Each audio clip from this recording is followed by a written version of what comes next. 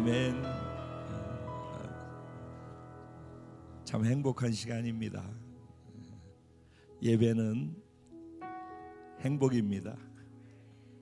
왜냐하면 예배는 하나님을 만나는 시간이기 때문에 그렇습니다. 얼마나 감사하고 행복한지.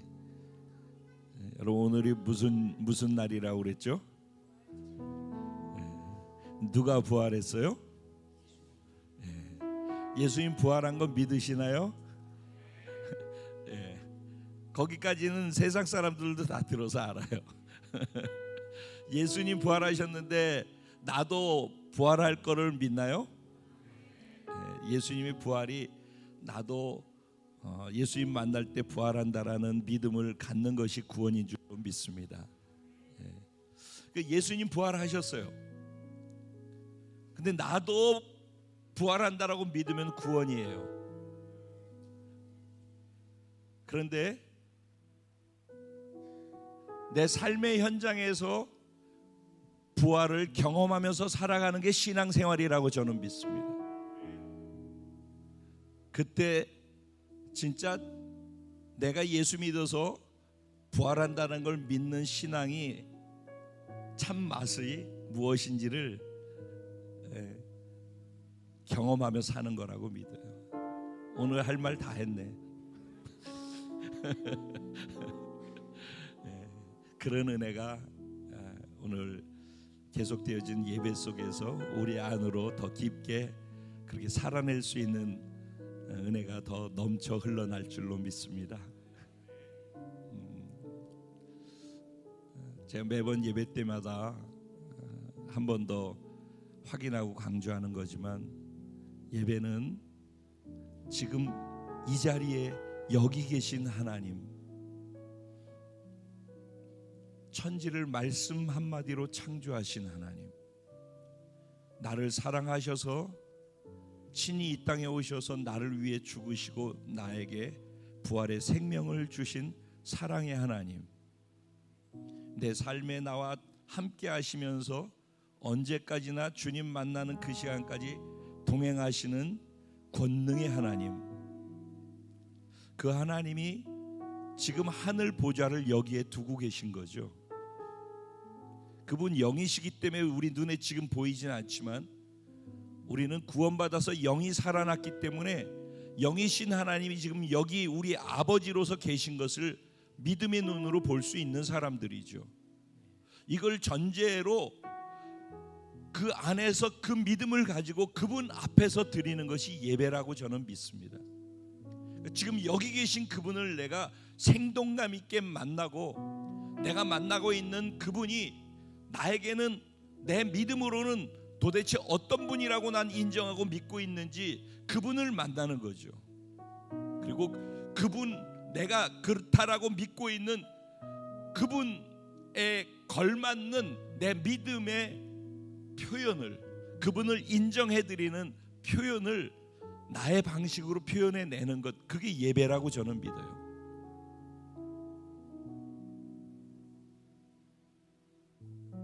그러니까 우리끼리 모여서 우리끼리만 좋은 것은 어디 친교 친목회 가도 그런 건 다 있어요.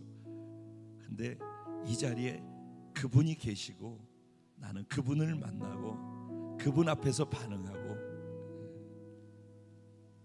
그래서 이 자리가 의미가 있고 그래서 복인 줄로 믿습니다.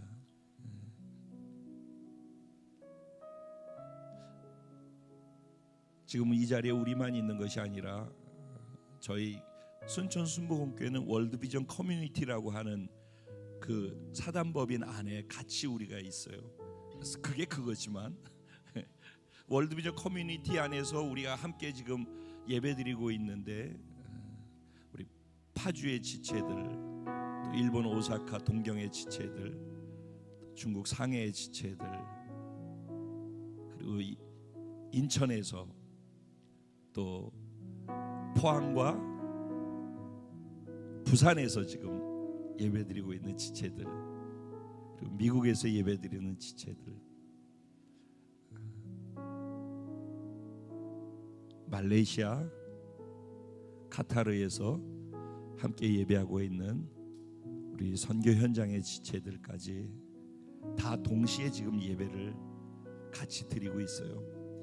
그들에게 언제나 같이 있다라는 마음으로 할렐루야. 우리 성도님들 다 하고 있어. 지금 화면을 우리가 기술력이 부족해. 기술력이 안 부족해요. 네. 여러분 이럴 때 저쪽에서도 이렇게 하고 있는 거를 알고 계시면 돼요. 저쪽에서도 이렇게 하고 있어요. 네. 그래서 우리 제 생각에는 앞으로 이 온라인을 통해서 더 할 일이 많아질 거라는 생각이 들어요. 코로나로 인하여서 세상에 많은 변화가 있는데 그 중에 하나가 온라인 상에서 되어질 일들이 더 확장되어 갈 것이다라는 생각이 더 많이 들어요. 여러분 그냥 이거는 지금 가상화폐, 전자화폐가 화폐화 되어져 가는 과정 속에 있어요. 지금 코로나 이거 진행하는 동안에 우리의 화폐는 무궁무진하게 있는 대로 막 찍어내고 있죠 지금. 그러다가 이제 나중에 다 휴지될 거야. 그래서 전자화폐로 다 바뀌어지는 과정 속으로 우리가 들어가고 있어요. 그러니까 어쨌든 완전히 새로운 시대로 들어가는데 커다란 역사의 변곡점으로 막 넘어가는 그런 시대에 우리가 살고 있는 거라는 거를 기억하시고, 그럼 화폐만 바뀌는 게 아니라 세상도 바뀌고 모든 게 바뀐다라는 것, 그 가운데에서 다음 주 수요일 날 선거가 치루어지고 또 우리나라의 변화도 그 선거를 통하여서 또 계속해서 이루어져 가야 된다라는 걸 생각하시면서 하나님께서 각 지역적에 어떤 분을 세워서 하나님의 나라를 위해서 그 자리에서 일할 수 있는 사람이 누구일까? 잘 그냥 찍지 마시고, 그냥 내 아는 사람이라고 찍지 마시고, 길 가다가 번호 눈에 띄었다고 인사 한 번 더 한 사람 찍지 마시고, 기도하시면서 하나님의 때에 하나님의 사람으로 세우시고자 하는 것이 누구인지를 잘 기도하시면서 하나님의 나라를 같이 대한민국이 세워갈 수 있었으면 좋겠습니다. 오늘 우리 예배를 드리는 이 예배를 통해서 하나님 주시는 부활의 생명의 은혜를 경험하게 될 것입니다. 말씀을 통해서도 그 부활의 생명의 능력이 말씀을 듣는 저와 여러분 안에 역사하실 줄로 믿습니다. 기대하시면서 같이 하나님, 내가 예배 드리는데 나의 예배, 하나님의 면전에서 하나님이 받으시는 예배를 드리는 그런 예배자가 되게 하여 주옵소서. 내가 예배 참석자가 아니라 하나님이 찾으시고 기뻐하시는 예배자로 이 시간 이 자리에 있게 하여 주옵소서. 우리 공동체 한 사람 한 사람 예배드리는 모든 자들이 그렇게 예배자로서 하나님을 만나게 해주십시오. 지금 대한민국에서 함께 예배하고 있는 모든 예배 초소초소에 예배드리는 사람들이 예배자로 예배드릴 수 있게 하여 주옵소서. 우리 주님의 이름을 간절히 세 번 부르고 이것을 위해서 기도드린 후에 하나님의 말씀을 함께 듣겠습니다. 기도드리겠습니다. 주여, 주여, 주여. 살아계신 하나님, 전능하신 하나님, 죽음을 이기시는 하나님, 우리를 사랑하셔서 죽음을 이기게 하신 하나님을 찬양합니다. 오늘 부활주일 살아계신 하나님이 우리를 얼마나 사랑하시는지를 증명하기 위해 이 땅에 예수로 와주셨고, 그 예수 그리스도의 사랑이 죽음과 부활로 증명되어져 우리에게 그 죽음과 그 부활이 나의 죽음과 나의 부활이 되게 해주신 그 놀라운 큰 은혜를 오늘 기억하게 하시고, 그 의미가 무엇인지 알게 하시고, 그 부활의 생명과 능력으로 살아가고 그걸 증거하며 살아갈 수 있는 우리 될 수 있도록 오늘 하나님 면전에 드리는 예배가 하나님 주님이 찾으시는 예배자의 예배가 되게 하여 주옵소서. 주님을 깊이 만나는 예배를 드리게 해주십시오. 주의 성령 안에 기름 부음을 받고 성령 안에서 그려지는 예배자가 되게 해주십시오. 나의 마음을 받아주십시오.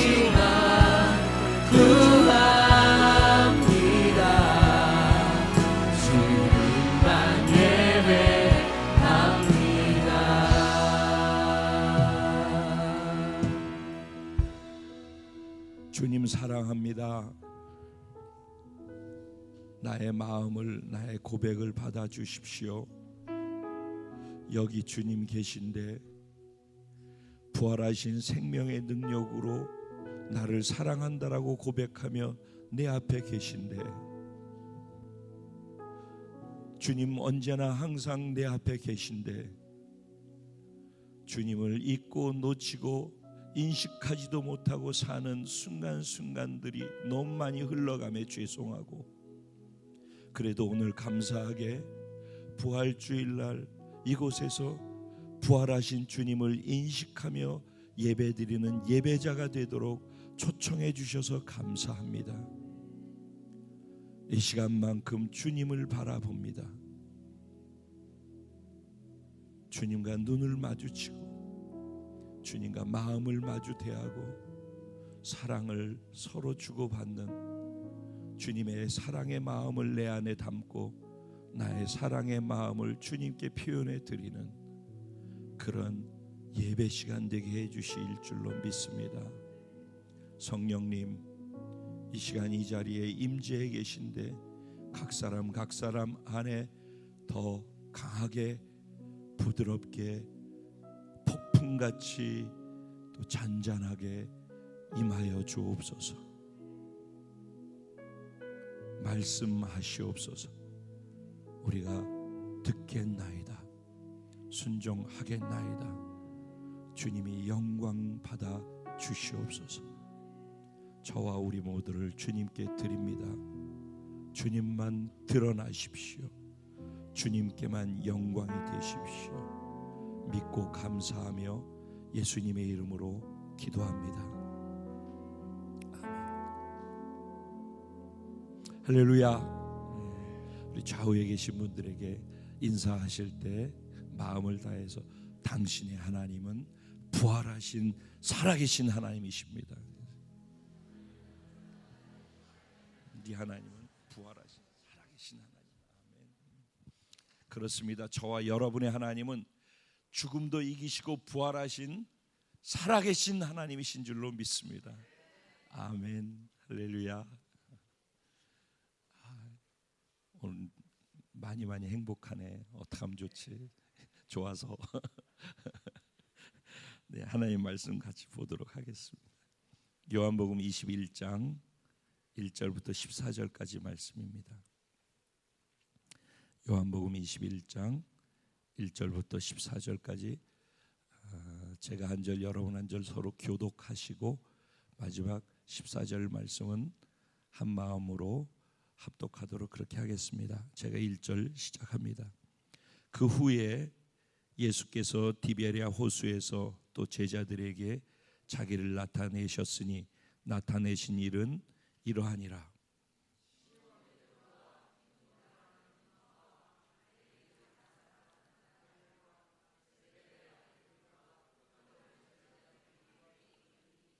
시몬 베드로가 나는 물고기 잡으러 가노라 하니 그들이 우리도 함께 가겠다 하고 나가서 배에 올랐으나 그날 밤에 아무것도 잡지 못하였더니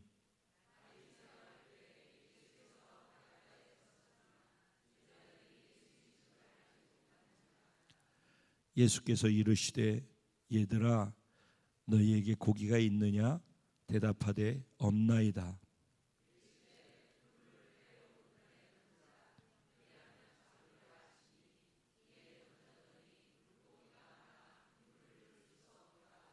예수께서 사랑하시는 그 제자가 베드로에게 이르되 주님이시라 하니 시몬 베드로가 벗고 있다가 주님이라 하는 말을 듣고 겉옷을 두른 후에 바다로 뛰어내리더라.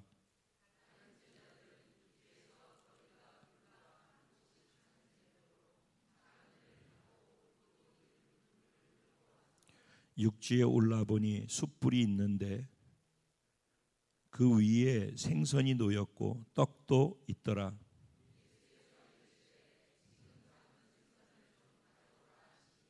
시몬 베드로가 올라가서 그물을 육지에 끌어올리니 가득히 찬 큰 물고기가 153마리라 이같이 많으나 그물이 찢어지지 아니하였더라.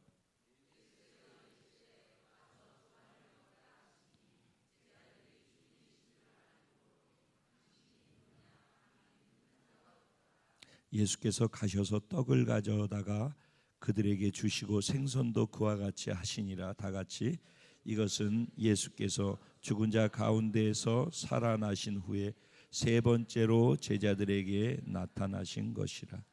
아멘. 오늘 이 본문 말씀 가지고 삶의 현장에서 부활하신 나의 예수님을 경험하며 살아가는 진정으로 복된 자가 바로 저와 여러분입니다. 이런 제목으로 말씀을 나누려고 합니다. 오늘이 부활절이에요. 부활주일이죠. 부활절을 그 성경에 제가 계속 작년 그 절기에 대해서 6월 그러니까 이스라엘 절기를 가지고 지금 쭉 왔어요. 바로 지난주가 무슨 주일이었죠? 뭐였었죠? 종료주일이고 6월절에 대해서 말씀을 나누었었죠. 그리고 6월절과 함께 무교절이 그냥 이어져요. 그리고 지금 오늘이 초실절이에요. 초실절. 그러니까는 이스라엘에 7절기가 있다고 그랬었죠. 7절기가 있는데 4절기는 역사 속에서 그 절기 그 당일날 다 예언되어진 것이 다 이루어졌다라고 말씀드렸었죠. 그 이루어진 절기가 뭐라고요? 6월절, 무교절, 그리고 초실절, 오늘 부활절이에요. 그리고 이제 다가올 오순절이 되는 거예요. 그래서 이 4개는 이루어진 사건이에요. 그 다음에 남아있는 게 그러면은 무슨 절기가 남아있다고 그랬죠? 나팔절, 대속죄일, 그리고 마지막에 장막절, 이렇게 3개 남았어요. 근데 이건 언제 이루어진다고 그랬어요? 7년 대환란이 있는 그 7년의 시작점에, 아니면은 학적으로 뭐 전 3년반이 되어지는 그때, 뭐 이렇게 뭐 이거는 신학적인 얘기니까. 그래서 나팔절 그때 있고, 그 다음에 그 사이에 7년 환란 그 사이에 유대인들이 대거로 회개하고 속죄하고 돌아오는 그런 일들이 일어나거든요. 그게 이제 대속죄일, 마지막에 천년왕국으로 넘어가면서 장막절, 그리고 마지막에 새하늘과 새 땅 새 예루살렘으로 넘어가는 완성된 그 시간으로 넘어가는 것이 있어요. 그런데 지금 오늘은 뭐라고요? 초실절. 초실절의 의미는 무엇인가 하면은 이스라엘이라고 하는 전체 나라에서 첫 번째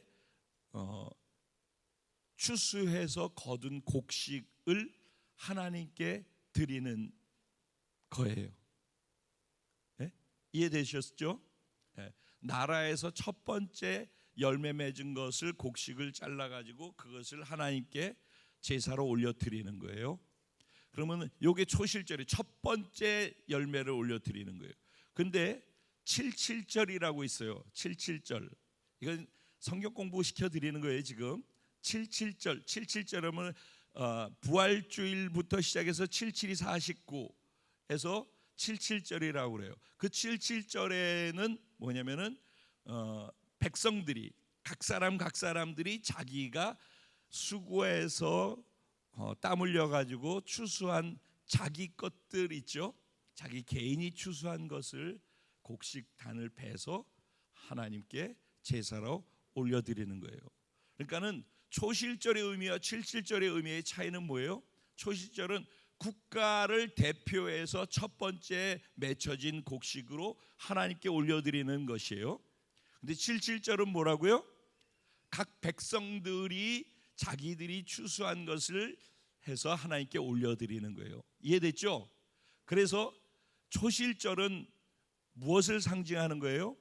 예수님께서 이 땅에서 첫 번째 부활의 열매가 되셨어요. 온 하나님의 나라에 부활할 사람들 있죠? 하나님 나라 전체에 부활할 사람들의 첫 번째 열매로서, 부활의 열매로 나라의 대표로서 첫 열매가 되셨어요.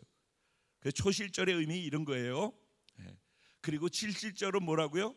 이제 우리들이 각 사람이 자기가 수고해가지고 거둔 그 열매로서 하나님께 올려드리는 거. 우리 모두 다 부활하겠죠? 그런 의미예요. 이해되시죠? 이건 그냥 성경 공부. 그래서 오늘 초실절이 첫 번째 부활의 열매로 하나님께 올려드려진 예수 그리스도의 부활을 우리가 기념하면서 부활절 예배를 드리는 거예요. 그럼 부활절은 우리 수없이 매번 예배를 드리죠. 부활절의 가장 큰 핵심은 뭐예요? 예수가 부활하셨다라는 걸 믿는 거죠. 그러죠? 기독교에서 예수가 부활하셨다라는 걸 빼버리면은 아무것도 아닌 거 아시죠? 예수가 죽으셨다라는 것까지로서는 아무것도 아닌 거예요. 예수가 부활하심을 통해서 예수가 죽으셨을 때 우리의 모든 죄와 인류의 죄를, 나의 죄를 십자가에서 함께 도말하셨다라는 것을 증명하는 거예요. 죽음으로 우리를 죽이셨는데 그 죽음이 죽음을 이기시는 생명의 능력을 가진 것이라는 것을 증명해냄을 통해서 그 죽임이 죽음으로만 끝나지 아니하고 우리를 살리는 생명의 능력이라는 걸 증명해냈기 때문에, 그래서 부활주일이 굉장히 중요한 거예요. 부활절이. 이해가 되시죠? 네. 우리는 지금 부활절 바로 당일날 있어요. 그러니까 부활주일날 우리가 예수님이 부활하셨음을 믿습니다라는 그 믿음을 전제한다고 그랬죠. 그 다음에 두 번째 뭘 전제하죠? 나도 부활한다. 아멘. 이 얘기 뭐예요? 예수님이 죽음을 이기시는 권세를 가지시고 부활하셨다, 이 얘기죠. 그러니까는 나도 부활한다는 얘기 뭐예요? 나도 죽음을 이기는 권세를 가지고 있고 그 권세로 부활한다. 아멘. 이게 그냥 성경 속의 스토리가 아니에요. 내가 믿은 게 맞으면은 나의 사건이에요. 그렇죠? 네. 이게 부활절에서 우리가 취해야 될 아주 중요한 거예요. 그래서 이거 믿는 사람은 구원받은 사람이고 죽은 다음에도 그분들은 부활하는 거예요. 그래서 초대교회 성도들은 이걸 믿기 때문에 자기 보는 앞에서 예수 믿는다는 이유 때문에 죽어나가더라도 그래도 또 예수를 전하는 거예요. 옆에 사람이 예수 믿는다는 이유 때문에 죽어나가는데, 그런데 그 예수 믿는다는 이유 때문에 죽는데도 불구하고 그 예수를 믿으라고 전하고, 그거를 전하면 또 그 예수를 받아들였어요. 참 신기한 일이죠. 그래서 예수 믿는 사람들이 폭발적으로 확장되어져 갔어요. 그게 초대교회거든요. 그럴 수 있었던 이유가 어디에 있어요? 죽어도 부활한다라는 걸 믿기 때문에 그래요. 부활의 권능을 믿기 때문에 그렇단 말이에요. 신앙생활에서 그래서 부활의 권능을 믿는 사람은 사실은 그 사람 앞에는 거칠 것이 없어야 정상인 거예요. 신앙생활하면서 부활 신앙이 빠지고 부활 신앙이 무너졌기 때문에 항상 문제가 되지, 이 땅에서 겪는 고통이 크겠죠. 크지 않은 게 어디 있겠어요. 근데 그 큰 고통이 있어도 이 고통이 나를 죽이지 못하는 고통이고, 행여 죽여도 나는 산다라고 할 때 나한테 다가오는 나를 절망시킬 만한 고통이 있을 수 있을까요? 이게 진짜 믿어진다면은. 자, 이걸 전제로 해서 이제 말씀을 이제 본문으로 들어가 볼게요. 오늘 요한복음 21장을 주제를 했어요. 요한복음 21장 전에 20장 내용을 보면은 21장이 여기 왜 들어와 있지? 라고 사실은 생각할 만하게 스토리가 전개가 되어져요. 요한복음 20장에 보면은 마지막에 30절 31절에 이렇게 예수께서 제자들 앞에서 이 책에 기록되지 아니한 다른 표적도 많이 행하였으나 오직 이것을 기록하면 너희로 예수께서 하나님의 아들 그리스도이심을 믿게 하려 함이요 또 너희로 믿고 그 이름을 힘입어서 생명을 얻게 하려 함이라. 그러니까 요한복음을 기록한 요한이 이 요한복음을 기록한 목적이 무엇인지를 한마디로 결론적으로 얘기를 하고 있어요. 요한복음을 자기는 뭐 때문에 기록했다고요? 너희로 예수 그리스도가 살아계신 하나님의 아들이라는 것을 믿게 하기 위함이래요. 예수가 하나님의 아들이라는 걸 믿게 하기 위해서 요한복음을 기록했대요. 두 번째, 그걸 믿는 믿음 안에서 그 이름을 힘입어서 생명을 얻게 하기 위해서, 그러니까 믿게 하고 생명을 얻게 하는 것, 그것이 성경을 기록한 핵심 목적이라는 거예요. 그래서 그거를 우리한테 이해시켜서 믿게 만들고 생명을 주기 위해서 오늘 이걸 기록했어요. 근데 이것까지가 어디까지 스토리가 전개돼야지 이게 완성되느냐? 부활까지인 거예요. 부활까지. 그래서 제일 처음에서부터 시작해서 쭉 얘기가 하다가 마지막에 예수님이 죽으시고 부활하시고 막달라 마리아를 만나고, 이게 이제 20장의 얘기예요. 막달라 마리아를 만나고, 그리고 막달라 마리아에게 제자들에게 가서 내가 부활했다라고 알려라 라고 하니까 제자들한테 그걸 알린 거예요. 그런데 제자들은 그 얘기를 듣고서 두려워서 숨어 있었죠. 문 걸어 잠그고 숨어 있었다고 그랬어요. 근데 숨어 있는 그 자리에 예수님께서 지금 이렇게 벽을 뚫고 들어오셔가지고 그들 가운데 서셨다고 그랬어요. 그리고 그들에게 예수님께서 너희에게 평강이 있을지어다. 두려움으로 공포로 가득 찬 사람들에게 최고의 선물은 뭐예요? 평강이 있을지어다. 오늘 두려움이 있는 분이 있습니까? 평강이 있을지어다. 부활하신 예수님께서 첫 번째 찾아오셔서 첫 번째 제자들에게 주시는 것이 평강이 있을지어다. 한 번 하지 않고 저처럼 계속해서 또 평강이 있을지어다. 예수님이 왜 평강을 두 번 얘기했을까요? 그들이 두려움이 그만큼 컸기 때문이겠죠. 세 번째 뭐라고 그래요? 숨을 후 불어넣으시면서 성령을 받아라. 그러면은 어떤 일이 있대요? 너희가 죄를 사하면은 사하여질 것이요 그랬죠. 우리에게 어떤 권세가 주어진다고요? 죄를 사하는 권세를 주셨대요. 마샤! 주셨대요. 있어요? 주셨대요. 이거 있나 한번 찾아보세요. 주머니에 있는지 한번 찾아보세요. 내가 죄사함 받은 거 말고 내가 다른 사람을 죄사케 해주는 권세가 내게 있대요. 그걸 주셨대요. 그런 얘기를 하셔요. 그런데 그리고 난 다음에 그 자리에 도마가 없었대요. 도마가. 그래서 8일 후에 예수님께서 제자들이 있는데 거기에 도마도 있는 그 자리에 다시 나타나셨대요. 다시.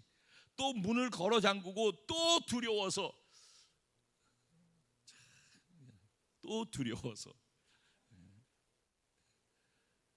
그래서 도마랑 다 숨어 있어요. 도마는 예수님이 오셨다는 얘기를 들었어요. 제자들은 지금 무슨 얘기를 도마한테 했을까요?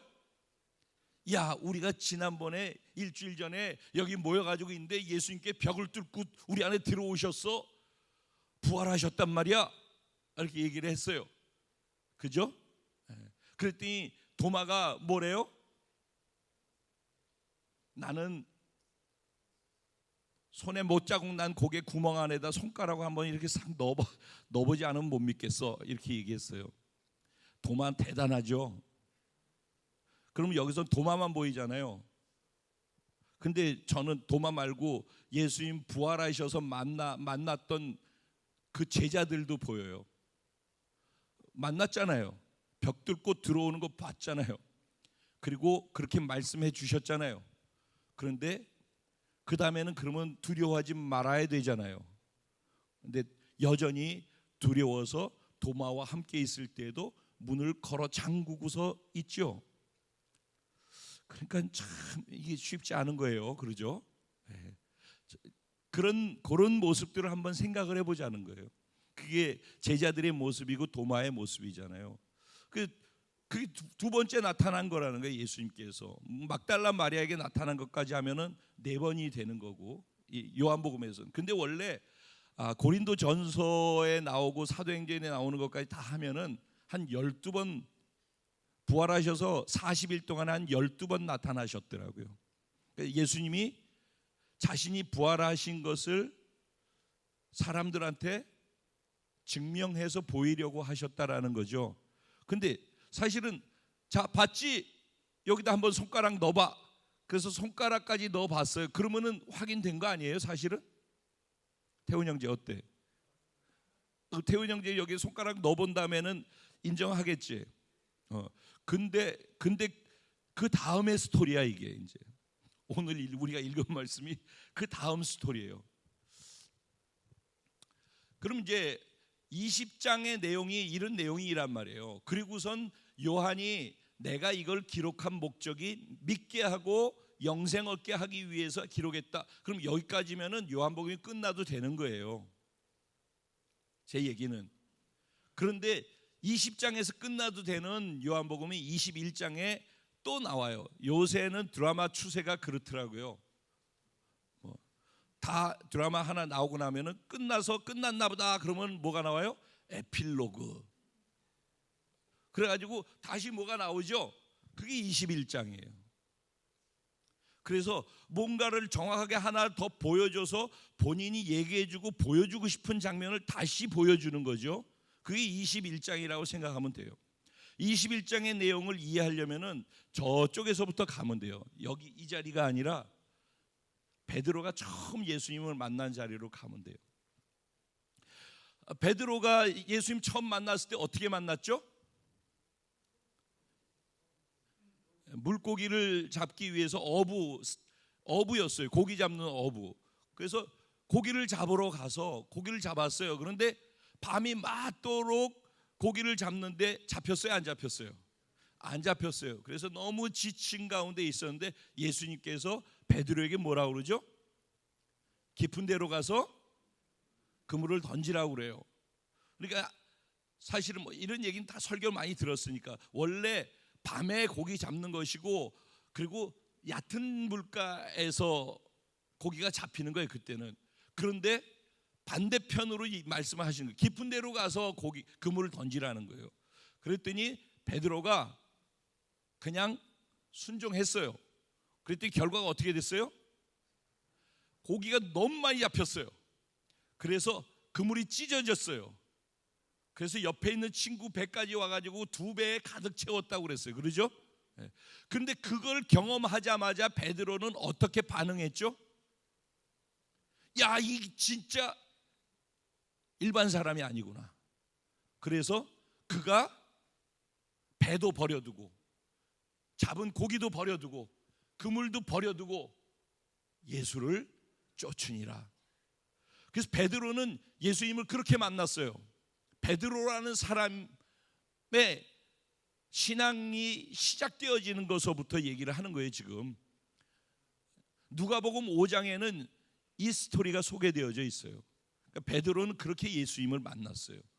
그리고 그 기적으로서 자기에게 주어졌던 모든 풍성한 것들을 배와 그물과 모든 고기까지 다 놓고 예수님을 스승으로 선택하고 제자로서 따르기로 결정을 해요.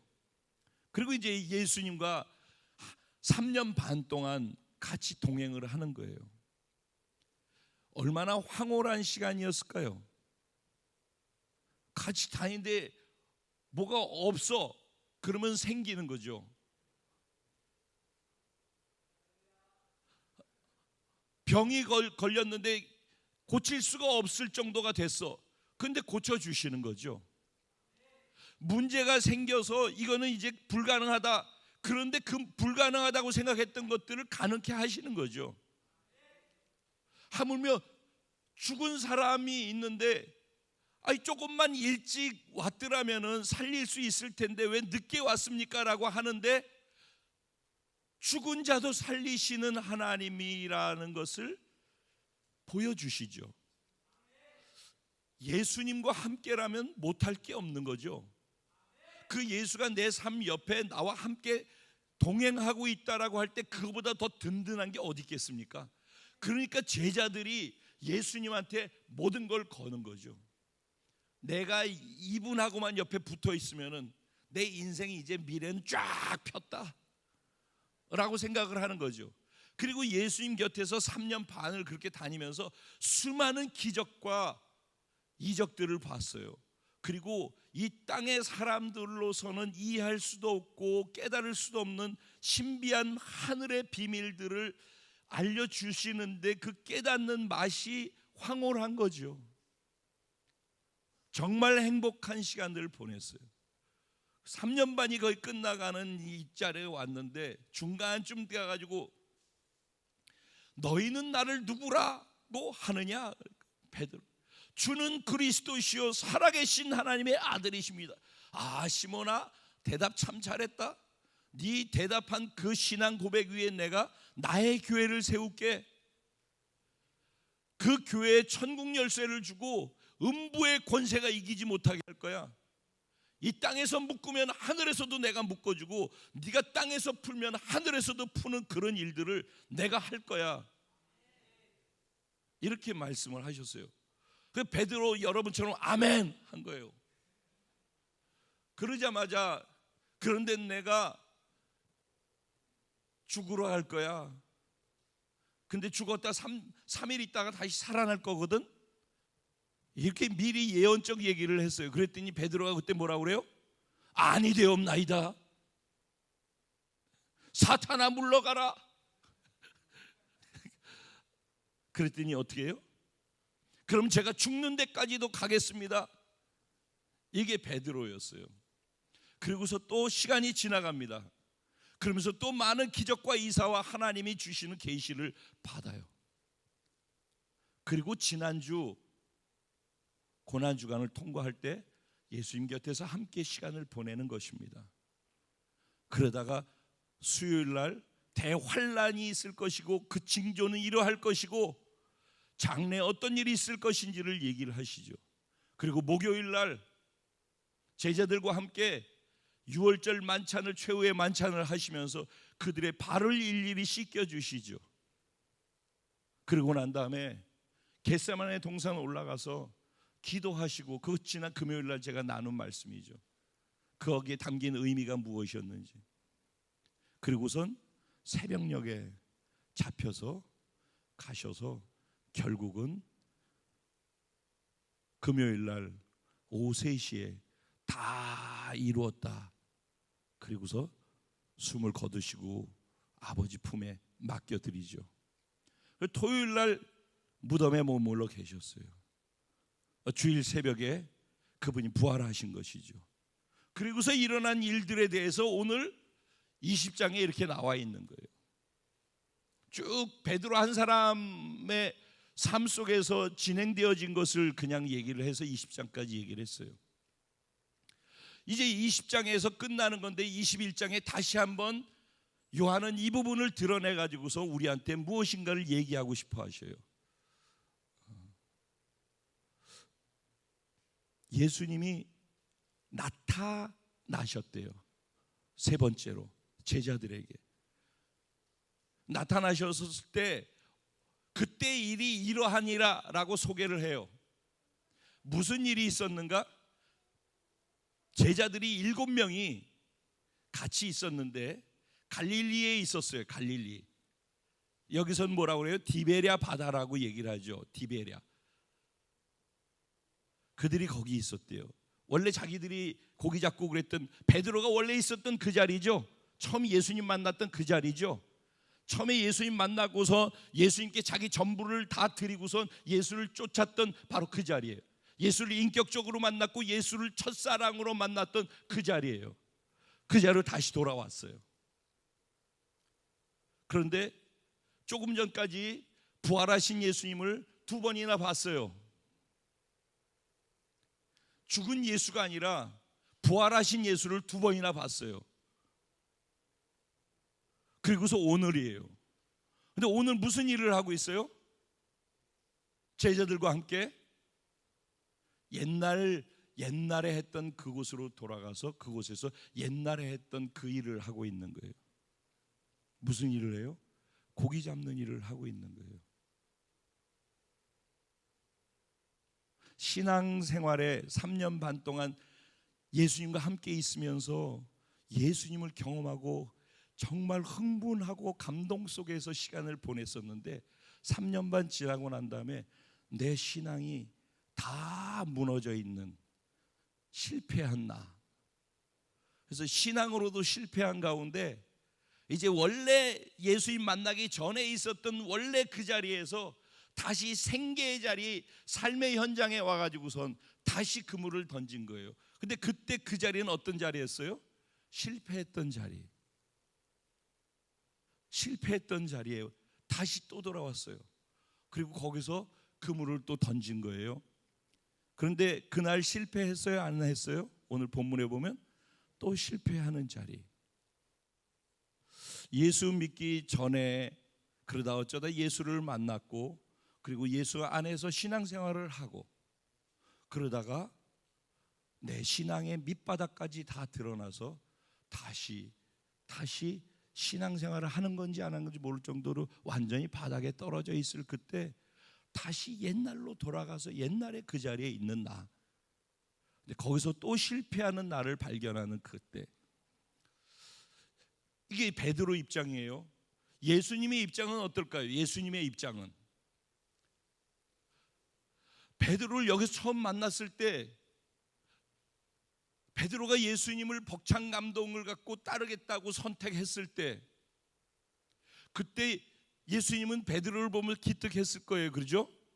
그리고서 3년 반 동안 같이 하면서 베드로는 제자 중에서도 수제자라고 하죠. 그리고 얼마나 예수님의 마음에 시원하게 하도록 감동하는 일들을 많이 하고 제일 앞서서 움직였잖아요. 그렇게 했어요. 그랬는데 주는 그리스도이셔 살아계신 하나님의 아들이라고 고백했었고 그랬는데 예수님 십자가에 못 박혀 죽을 때 돼가지고 나는 그럼 죽는 데까지 또 같이 간다고 그랬는데 너 닭 울기 전에 3번 나 부인할 거야 그랬는데 3번 부인하는 걸 넘어서서 저주하며 부인하더라 그랬었어요. 그게 베드로예요. 완전히 붕괴되어진 신앙, 바닥을 친 신앙, 그런 가운데서 예수를 부활하신 예수를 만난 거거든요.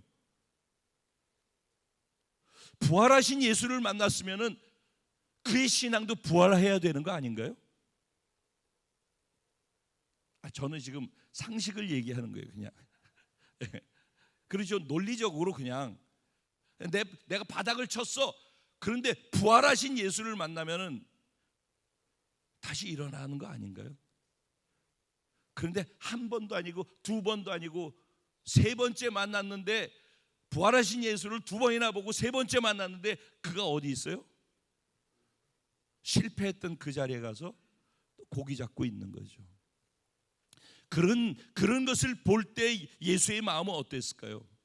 여러분이 누군가를 섬기고 전도해서 키우고 자라게 하고 또 물을 주고 뭐 이렇게 해가지고 비료도 주고 고생하고 섬기고 그래서 이제 좀 자라나 보다 싶으면 어느 날 보면은 저 끝에 가서 있는 거 보면은 여러분 마음 어떻겠어요?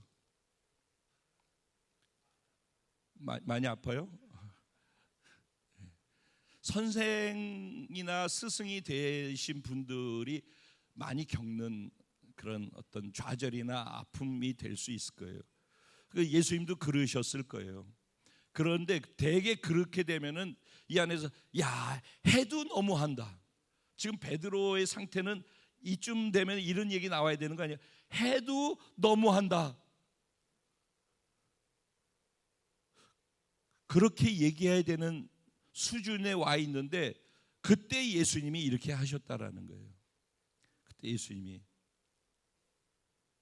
어떻게 했어요? 아무것도 안 잡혀가지고 절망 속에 있는 그들에게 얘들아 고기가 있느냐? 거기서 이 원어를 보면은 고기 없지 이 소리예요. 부정의문문이에요. 그러니까 고기 잡고 저쪽에서 고기 잡고 있는데 얘들아 고기 못 잡았지? 이 소리를 하는 거예요. 그러니까 고기가 없습니다.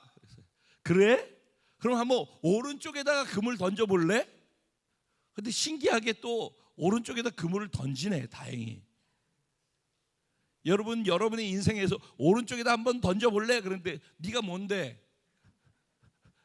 이러면은 그냥 아무 일도 없는 거예요. 원래 그런 거예요. 하나님의 말씀은요, 예수 믿는 사람은 하나님의 말씀이 기준이에요. 삶의 기준이 나의 기준에서 하나님의 말씀으로 기준이 바뀐 사람들이 예수 믿는 사람이에요. 그러니까 하나님을 믿는 사람, 구원받은 사람은 하나님의 말씀대로 움직여야지만 살 길이 열려요. 근데 뭐 하나님 말씀 이렇게 듣는데도 그래 하나님 말씀은 그런데 지금 내 상태가 이렇고 내 기분이 이렇고 내 감정이 이렇고 내가 이래서 불편해서 나는 못해. 그럼 그렇게 해.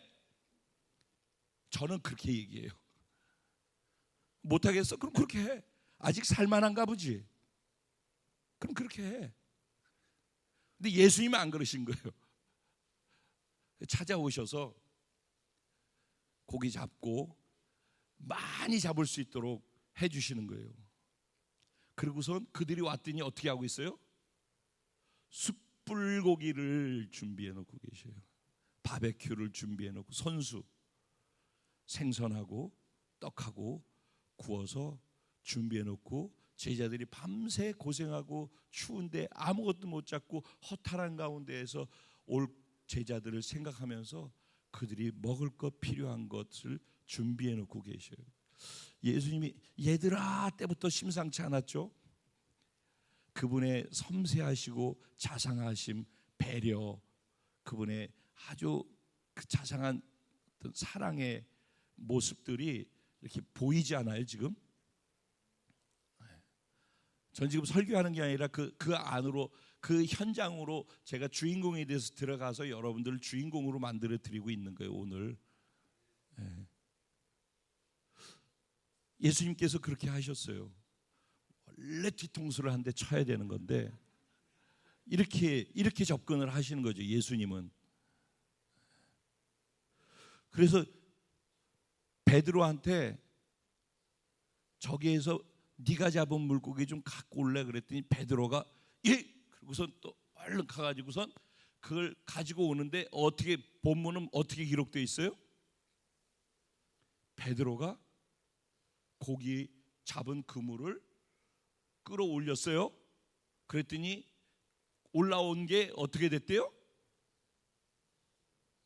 153마리 물고기가 끌려왔는데 어떤 물고기래요? 큰 물고기가 153마리가 잡혔대요. 여러분 고기가 많이 잡혀가지고서 그래서 작은 배 하나에 꽉 채워가지고 와야 되기 때문에 제자들이 작은 배로 가지고 그 고기를 실어가지고 올 정도로 고기 무거운 거예요. 큰 고기 153마리를 베드로가 지금 예수님 말씀에 가져와라 그랬더니 순종하고 갔더니만은 그 그물 안에 있는 그 물고기를 건져 올려가지고 153마리를 세는 거를 누가 했어요? 베드로가 그걸 끌어올렸잖아요. 거기 그렇게 안 나와 있나? 왜 나만 흥분하는 것 같이. 베드로가 지금 끌어올렸잖아요. 그거를 제자들이 도왔다는 얘기 없잖아요. 예수님 베드로한테 얘기했더니 베드로가 가가지고 그걸 끌어올렸죠. 그거는 초인적인 힘이 나온 거네.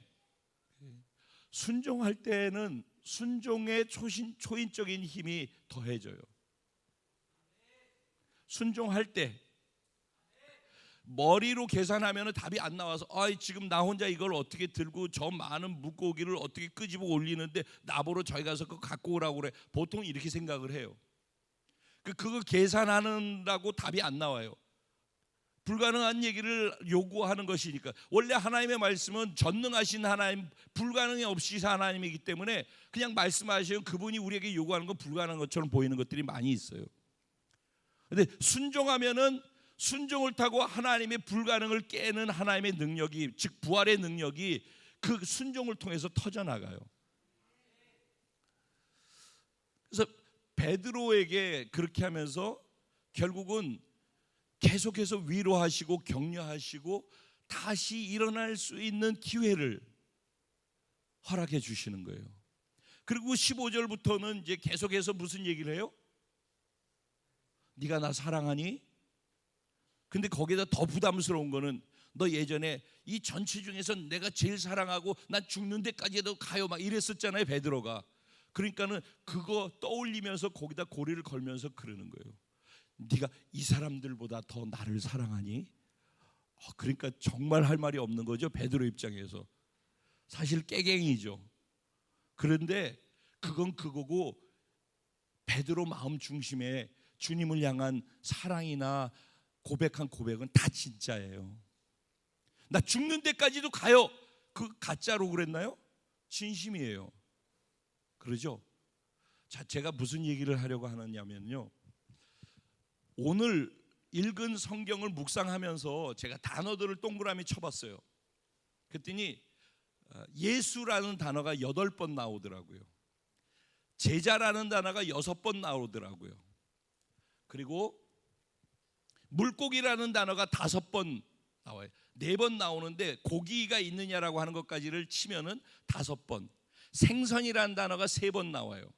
그래서 생선이나 물고기나 합치면은 8번 나오는 거예요. 그래서 보니까 또 이르되라는 말이 4번 나오는데 이르시되는 3번 나와요. 그래서 결국은 그거를 연결시켜 보면 예수께서 제자들에게 이르시되 뭐에 대해서 얘기를 했을까요? 물고기에 대해서 얘기를 한 거더라고요. 그냥 이게 중요한 것만 동그라미를 치다 보니까. 물고기를 너희가 잡을 수 있니?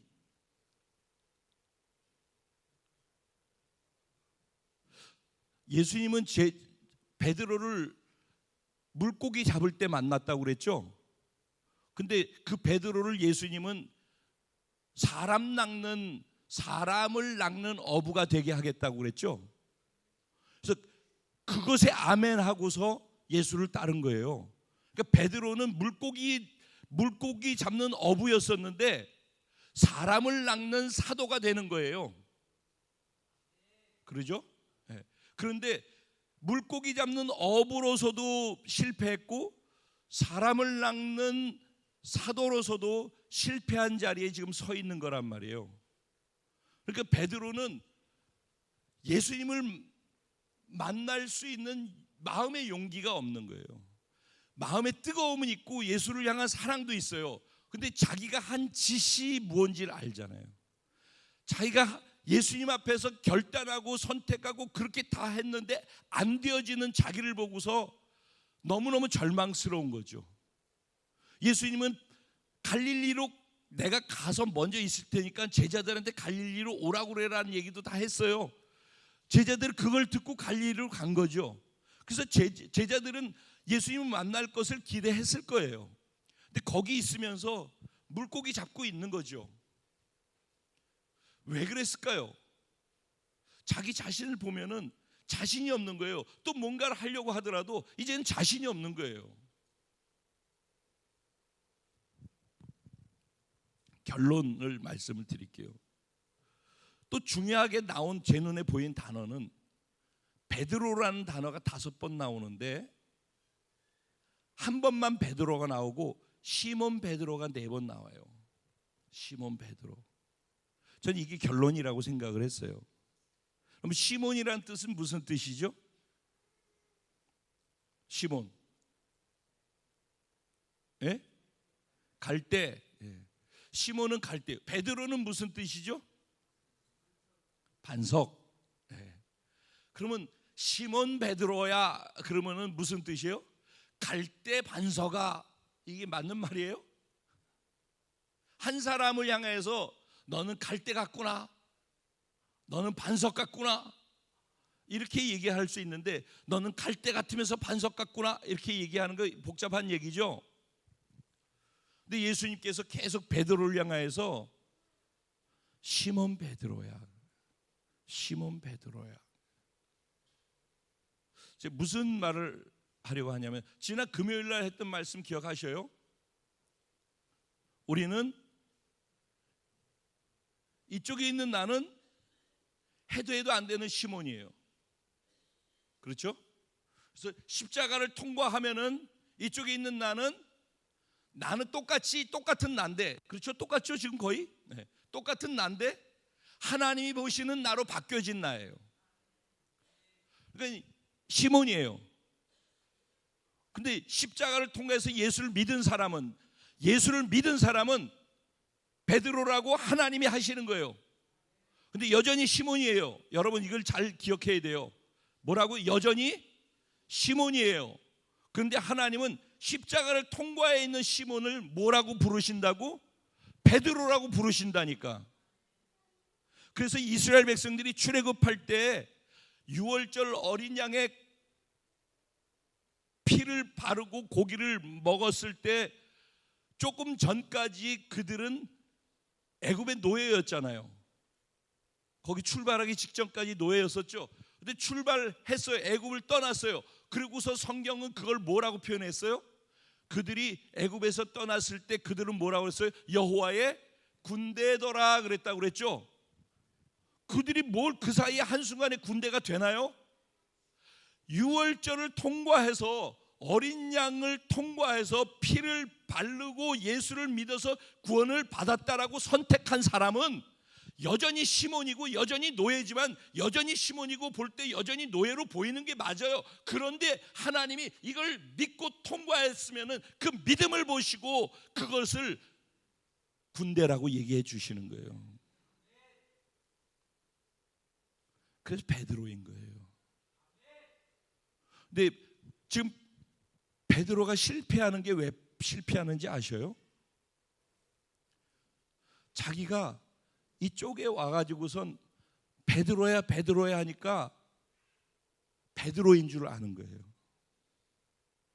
여전히 시몬인데. 내가 잘하잖아요. 잘하고 있어도 시몬이에요. 이 두 가지를 항상 동시에 생각할 줄 알아야지 돼요. 여전히 바뀌지 않았잖아요. 하나님이 베드로라고 해주시기 때문에 베드로인 거지, 내가 베드로로 살 수 있고 베드로로 바뀌었기 때문에 베드로가 아니라는 거예요. 이 말 이해돼요? 여전히 시몬이라니까. 이 땅에서 베드로로 바뀌어가는 과정일 수는 있지만은 완성된 베드로는 없는 거예요. 그걸 성화라고 그래요. 성화. 거룩하게 되어져가는 과정. 그래서 완성품이 없어요. 죽거나 주님 만나는 그 순간 완성품으로 바뀌는 거예요. 그 전까지는 베드로라고 하니까 베드로라고 내가 믿고 베드로처럼 사는 것이, 커져가는 것이 신앙생활이에요. 어려운 얘기인가? 천하형제, 이거 이해 지금 되고 있는 거죠? 고마워요. 네. 이게 너무 중요해요. 왜냐하면은 내가 여기에 있으면은, 여기에서 시몬으로 계속 있으면 시몬이 나 갈대처럼 흔들리고 넘어지고 좌절하는 나, 실패하는 나 보고선 그래서 좌절해서 깔아앉아서 아무것도 못해요. 헤어나오질 못해요. 여기서. 그리고 여기서 3박 4일만 있으면 좋겠는데 3년 4개월 이렇게 있어요. 그러면 자기 인생 다 그냥 예수 안 믿는 사람처럼 허송세월하면서 버리는 거란 말이에요. 근데 놓치는, 이건 난 교만이라고 얘기를 하는 거예요. 원래 자기가 그런데 뭘 새삼스럽게. 원래 그래 너는. 이상하게 생각하지 마. 원래 그게 너니까. 그런데 원래 그런 너를 향하여서 예수를 믿었다는 그 이유 때문에 넌 베드로야, 반석이라고. 넌 이제 더 이상 갈 데가 아니야. 넌 반석이야라고 하나님이 그렇게 말씀해 주시는 거예요. 그걸 은혜라고 하는 거지, 은혜. 그런데 여전히 나는 이 갈대라니까. 그래, 그런데 갈대인데 베드로라고 믿고 베드로처럼 사는 것이 커져서 이만큼 가잖아요. 그럼 갈대인데 하나님의 은혜로 이만큼 온 거라고. 근데 이만큼 오면은 내가 베드로로 이만큼 온 줄 알고 착각하고 교만에 빠진다고. 그래서 여기서 다시 넘어지는 거예요, 항상. 이런 일들이 반복되는 거예요, 신앙생활은. 근데 이런 일이 부작용이에요. 이건 부작용. 이렇게 하면 안 되는 거예요. 그래서 늘 여기에서 이만큼을 갖든 더 많이 갖든 내가 베드로가 아니라 시몬인데 하나님이 여전히 나를 베드로라고 해주시는 것에 감사하는 감사가 이쪽으로 자꾸 커져가게 만들어지는 거예요. 내가 하나님의 은혜를 알아가면 알아갈수록, 알아가기 때문에 커져가는 감사가 커져갈수록 베드로로 살아 드리는 것이 커져가는 거예요. 근데 내가 여전히 베드로라서가 아니라 시몬인데 그 은혜 때문에 커져가는 것이라는 것을 알아야 된다는 거예요.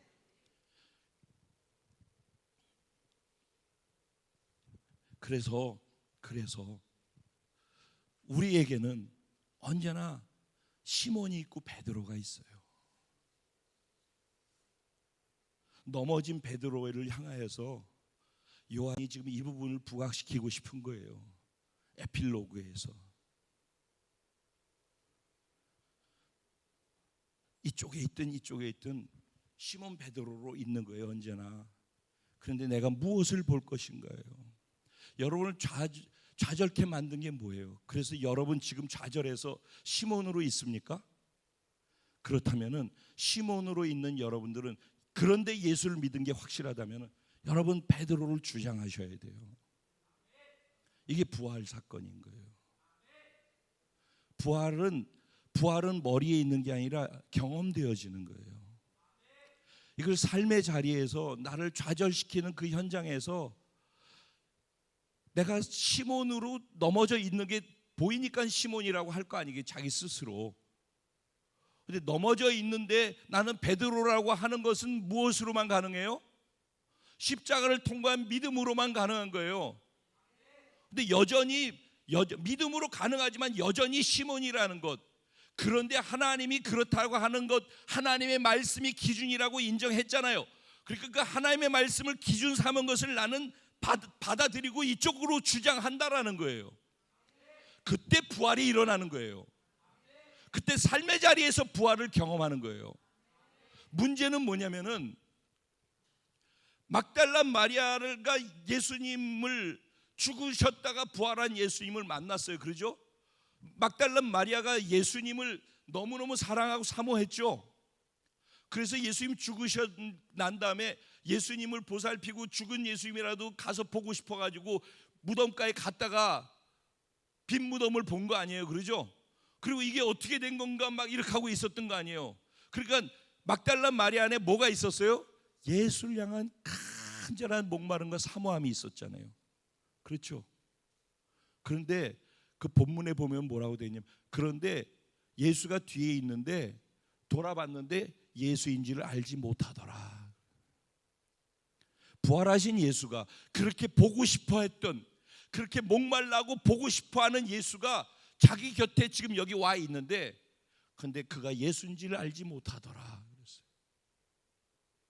오늘 본문도 마찬가지죠. 고기 잡고 있어요. 절망하고 있어요. 고통 속에 있어요. 좌절 속에 있어요. 이제 실망해서 더 이상 어떻게 할 수 없어요. 왜? 나는 시몬이니까. 이 나를 보고 있으니까 견딜 수 없는 거죠. 그런데 고기를 잡고 있어요. 나는 실망이 이제 끝났다라고 생각하는데 그 자리에 예수님은 서 계시다라고 돼 있어요. 예수님은 서 계신 거예요. 언제나. 내가 시몬으로 떨어져 있을 때나 내가 베드로 있을 때나 예수님 저와 함께 있는 거예요. 근데 문제는 그들이 알지 못하더라. 그분이 자기 자리에 서 계신데, 자기들과 함께 거기 서 있는데, 지금 여기 부활하신 예수 그리스도가 여기 계신데 마치 나는 그 예수의 부활이 내 부활 아닌 사람처럼 예수가 안 보이는 거예요. 예수님은 수없이 나한테 내 삶 속에서 자신을 드러내셨고 경험시켜 주셨고, 때로는 병을 고쳐주시고, 때로는 문제를 해결해 주시고, 때로는 기도에 응답을 해주시고, 때로는 내가 슬퍼서 낙담할 때 와서 위로해서 이렇게 세워줬던 수많은 경험의 시간들이 쌓여 있는데, 지금 예수님 여기 계신데, 부활하신 예수로 여기 계신데, 때로는 부활하신 예수를 경험했음에도 불구하고 예수가 지금 내 옆에 있는데 나는 그 부활하신 예수를 인식도 못하고 있는 거예요. 엠마오로 내려가는 제자들도 마찬가지죠. 제자들 내려가고 있어요. 근데 예수가 같이 걸어가고 있어요. 부활하신 예수님이죠. 같이 가고 있는데, 같이 대화하고 있는데, 대화까지 하고 있는데 그가 예수인 줄 모르더라.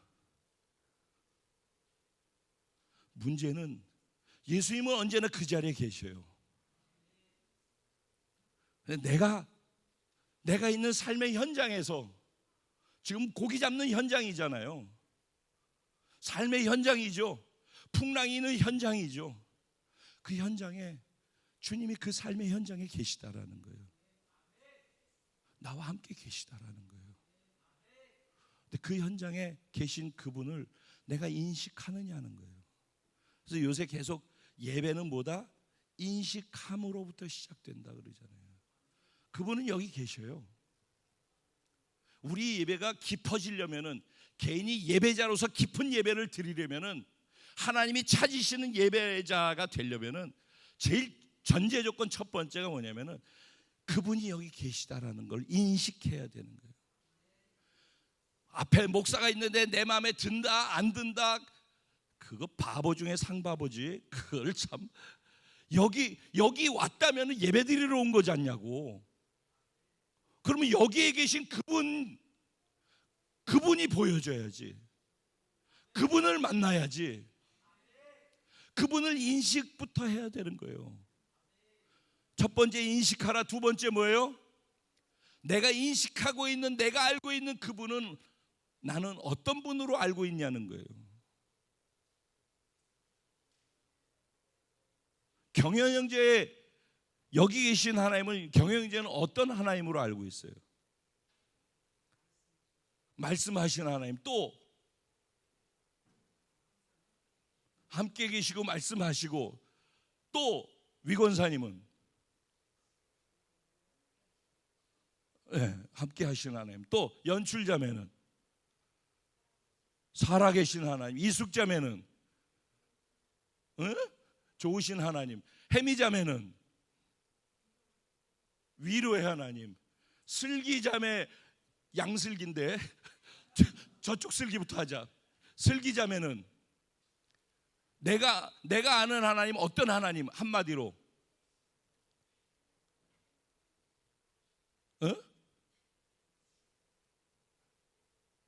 그래, 그럼 옆슬기가 도와줘. 능력이 하나님. 오케이. 유겸이가 얘기해봐 그럼.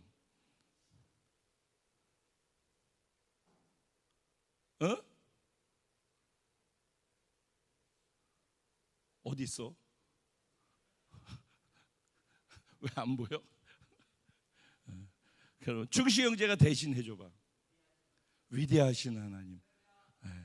그 사실은 안 시켜서 그렇지 막 여기까지 막 생각하고 말을 하고 싶어서 그러고 있죠. 경화자매. 사망 권세 이기신 하나님. 예, 그래요. 그럼 시키려고 그러다 말았어. 백원사님 마지막. 사랑의 하나님. 자, 지금 여러 단어가 많이 나왔어요. 그 하나님이 내가 머리로 아는 하나님이에요. 근데 그 하나님이 여기 지금 계시대.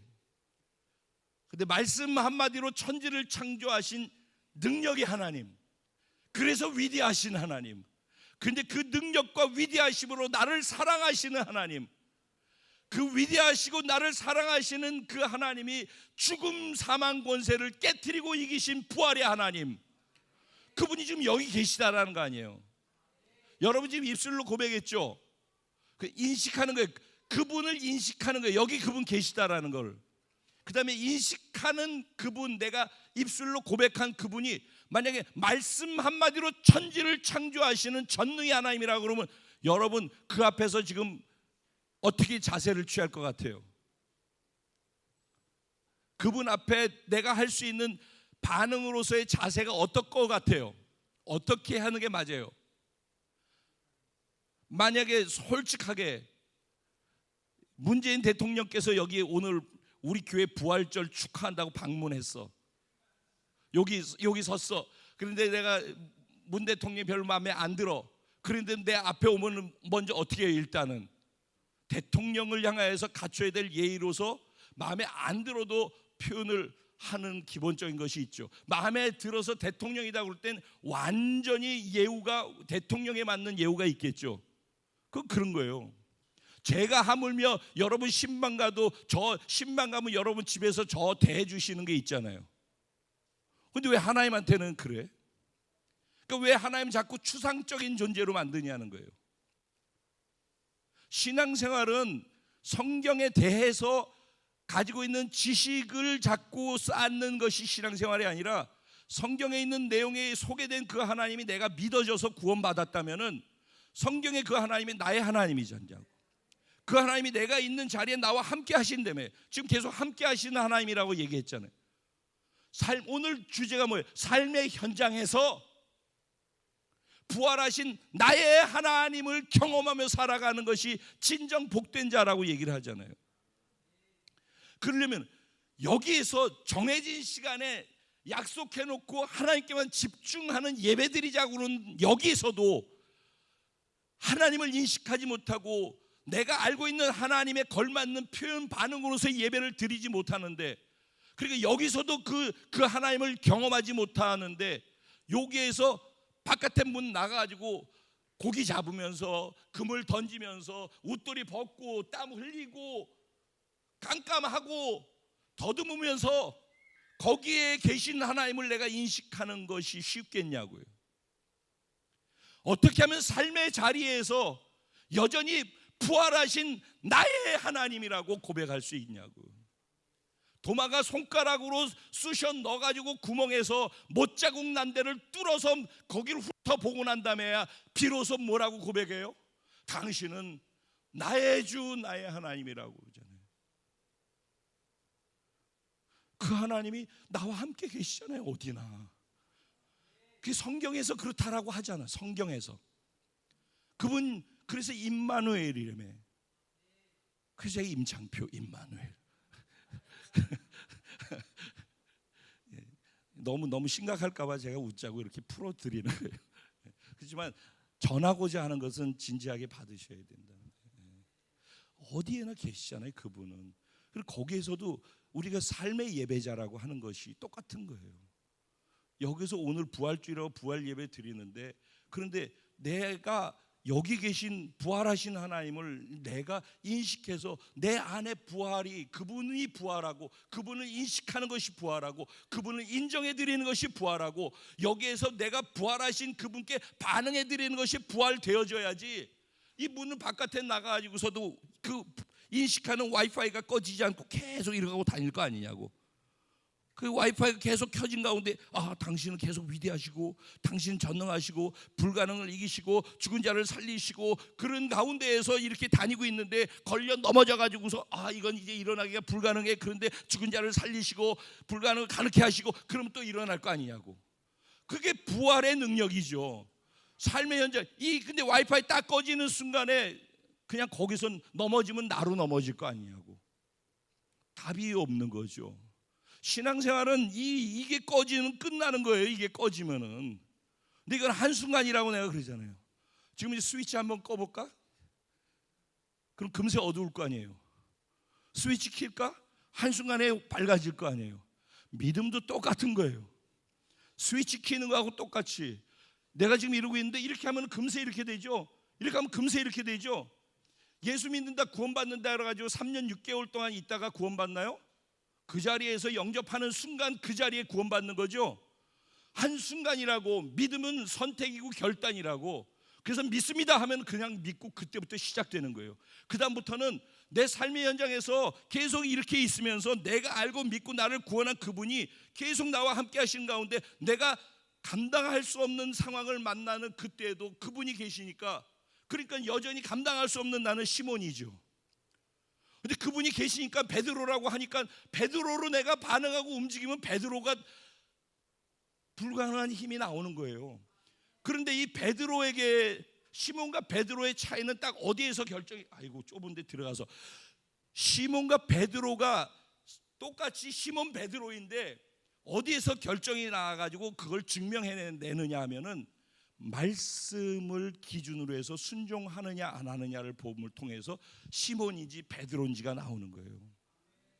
그래서 내 힘으로는 어쨌든 못하는데 내 기준으로, 내 생각으로, 내 가치로, 베드로는 물에서는, 업으로서는 최고로 잘하는 사람이잖아요. 근데 그걸로 안 되잖아요. 그래서 실패하잖아요. 그걸로 안 되잖아요. 그래서 시몬이잖아요. 그래서 자기 생각과 자기 기준 말고 예수님이 오른쪽에다가 던져라는 그 말이 기준이 돼서 오른쪽에다 던지면 베드로잖아요.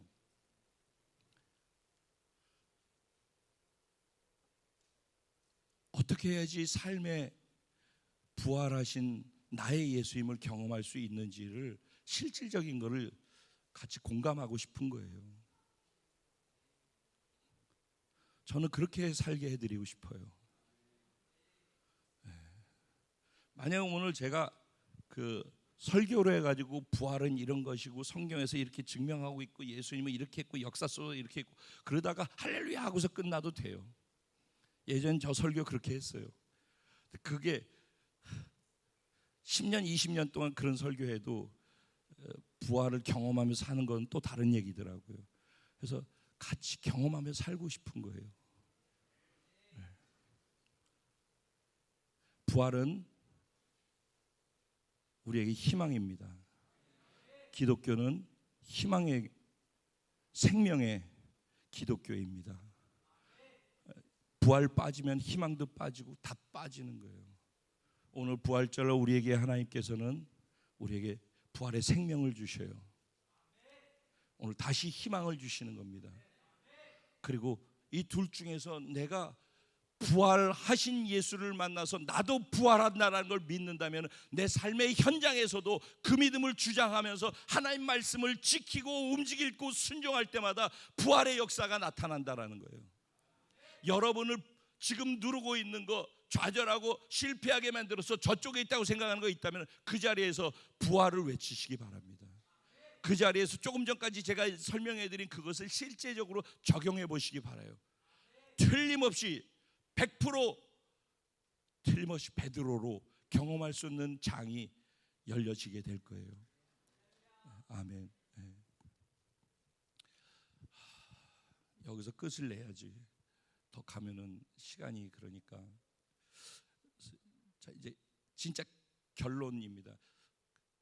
부활하신 예수님께서 제자들에게 계속 나타나셔서 자신이 부활하신 거를 드러내시면서 그들에게 회복시켜 주고 싶은 것이 두 가지가 있는 거예요. 하나는 부활에 연합된 그들의 정체성이 어떤 존재인지를 시몬이 아니라 베드로라는 것을 확인시켜 주고 싶은 것이고요.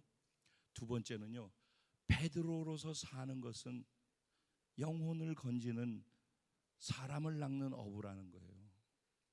여기서 아까 우리 저기 사역자들 나눈 데선 깊은 얘기들 많이 나눴었는데 여기서 지금 그런 얘기 하나도 안, 153 얘기만 하고 마치. 153이 그 헬라어나 그 히브리어나 거기에 숫자 있는 거 아시죠? 숫자로 해서 뜻이 있는 거 아시죠? 153의 숫자를 뜻풀이를 하면은요 하나님의 아들들이라는 뜻이에요. 그리고 이전에 저쪽에서 처음에 잡았을 때, 처음 예수 만나서 잡았을 때는 찢어졌죠. 여기선 큰 물고기 153마리 잡았는데 찢어지지 아니하더라 그랬죠. 지금 이것의 핵심은 뭐냐면요, 예수님이 영혼을 향해서 나아가라는 얘기를 하고 있는 거예요. 그래서 20장에서 죄 사하는 권세를 너에게 줬다라고 그랬잖아요. 그 얘기가 다 그 얘기인 거예요. 사실 여기 21장의 이 얘기는 뭐냐면요, 그래서 사랑해가지고 결국은 네가 날 사랑하냐 그래요. 뒷부분의 결론이 뭐예요? 내 양을 먹여.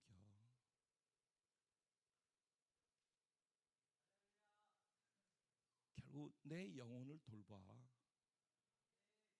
네가 나 사랑하는 거 맞다면 말이야. 그래서 신앙생활은 구원에서부터 시작돼서 하나님을 알아가는 관계의 영역이 확장되는 거예요. 그러니까 하나님 모르면은, 관계가 깊어지지 않으면은 교회 아무리 수십 년을 다녀도 그냥 설교 듣고 성경 속의 이야기 그리고 교회 패턴 생활에 익숙해지면요, 그건 절대 잘하질 않아요. 그분을 알아가는 거예요. 그분을. 신앙생활은 그분과의 관계의 깊이로 들어가는 거예요. 그 관계의 깊이로 들어가서 그 관계의 깊이를, 내가 깊은 관계 속에 있다는 걸 증명하는 게 뭐냐면은 관계의 넓이를 확장해 나가는 거예요. 그래서 내가 그분을 사랑한다라는 거를 기도를 많이 해서 뭘 해서 그분을 사랑한다를 증명하는 게 결국은 주변의 영혼들 향해서 그분을 사랑하는 만큼, 그분을 아는 만큼 영혼을 향해서 그것이 흘러나가는 것이, 커져가는 것이 그걸로 증명되는 거예요. 폐쇄적으로 있는 것 속에서는 아무리 내가 돌을 닦아서 깊고 내가 알고 있다고 해도 그걸 증명할 길이 없어요. 그 증명되는 거는 겉으로 바깥으로 멀리 확장되는 걸 통해서 자신이 하나님과의 관계의 깊이를 증명해내는 거예요. 기도하죠. 우리 삶에 부활하신 예수 그리스도를 내가 먼저 매 순간순간 경험하는 은혜가 있게 해주십시오. 그 경험이 벅차올라서 내가 만나는 사람마다 그 부활을 함께 경험하며 갈 수 있도록 부활을 나눌 수 있는 은혜와 특권도 내게 있게 해주십시오. 오늘 그래서 내게 부활의 희망이, 부활의 생명과 함께 터져나가게 해주십시오. 그리고 부활의 능력이 오늘 이 시간 나한테 덧입혀지게 해주십시오. 그래서 내가 밖에 나갔을 때 나를 만나는 사람들의 죄를 사하는 권세를 가지고 그 권세를 풀어낼 줄 아는 은혜가 있게 해주십시오. 우리 여기 이 자리에 지금 부활하셔서 우리 가운데 함께하고 계시는 그 예수 그리스도께 우리의 마음을 기도로 올려드렸으면 좋겠습니다. 주님의 이름을 한번 부르고 기도합니다. 주여!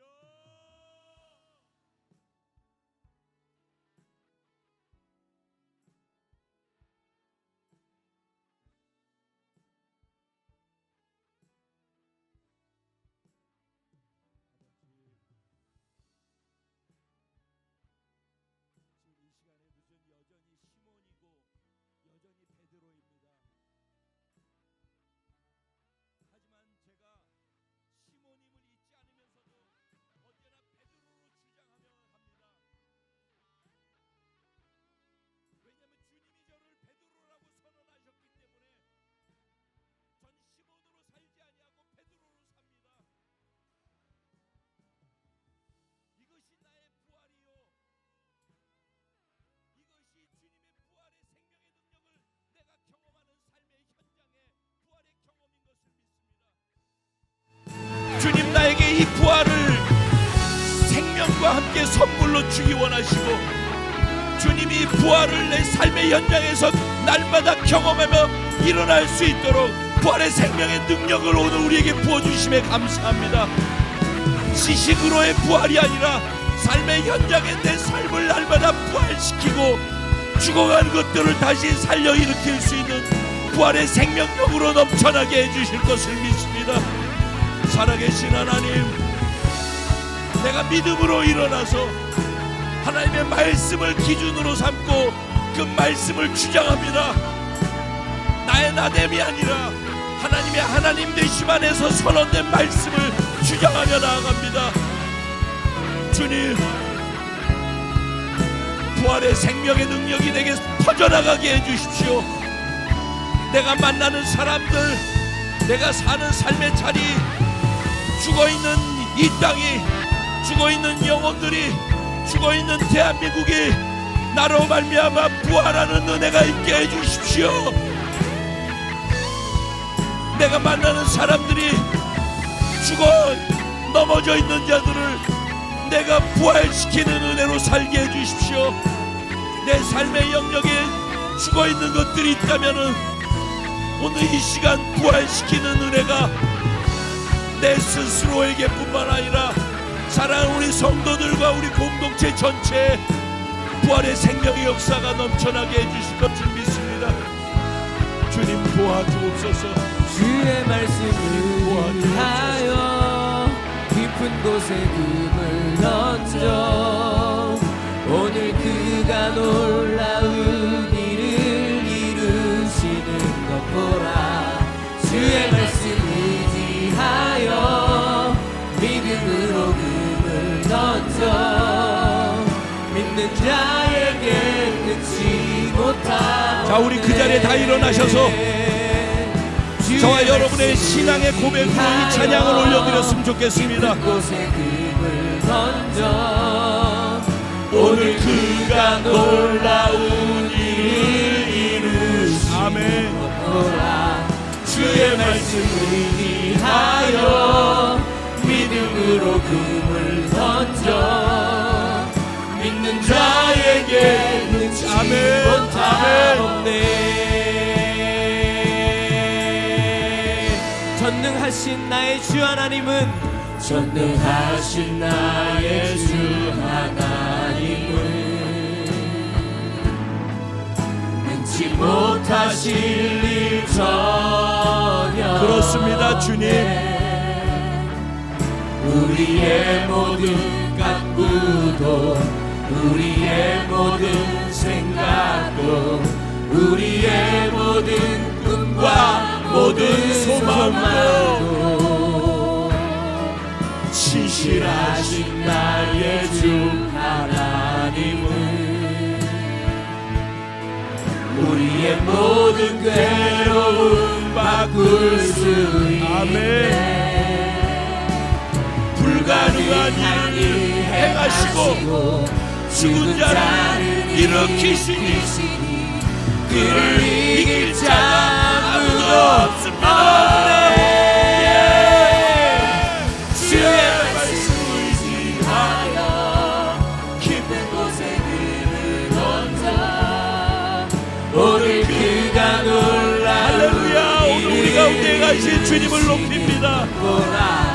주의 말씀을 의지하여 믿음으로 금을 던져 믿는 자에게 능치 못하오네. 한 번만 더 고백하십시다. 신실하신 나의 주, 나의 주 하나님은 우리의 모든 절망과 괴로움을 우리의 모든 괴로움 그렇습니다. 주님, 주장하십시다.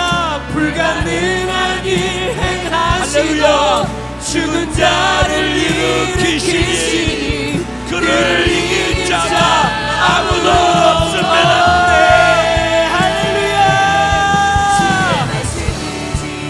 우리가 말씀을 의지해서 순종의 행위를 올려드릴 때 하나님께서 우리를 통해 놀라운 일을 이루실 줄로 경험할 믿습니다. 것입니다.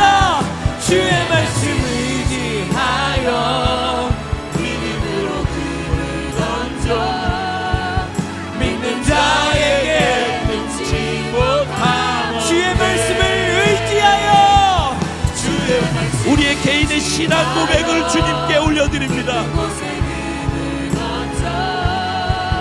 오늘 그가 놀라운 일을 이루시는 것 보라.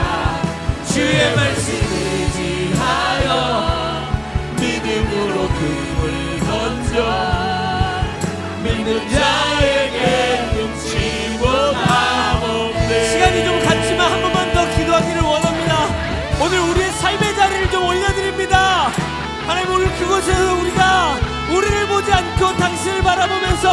순종할 때 하나님 우리가 주님을 경험할 것입니다. 그런 믿음을 가지고 함께 주님의 이름을 한 번만 더 부르고 기도합니다.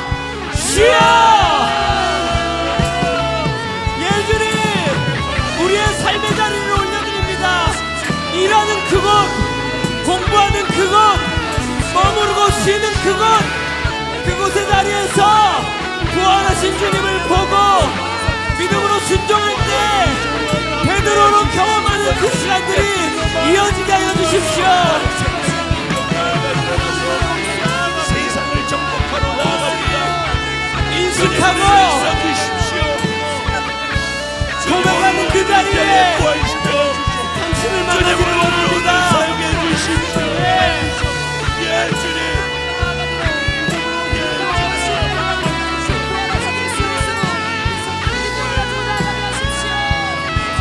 원래 시몬이 나를 더 이상 보지 않게 하여 주십시오. 당신이 나를 보시는 베드로를 주장하는 자리가 되게 해주십시오.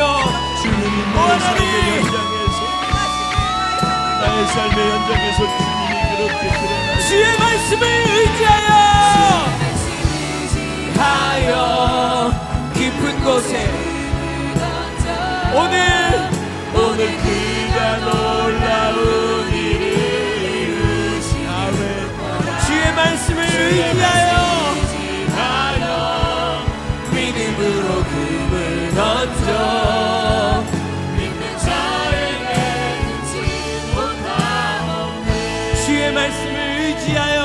주의 말씀을 의지하여 깊은 곳에 금을 던져 오늘 그가 놀라운 일을 이루시는 것 보라.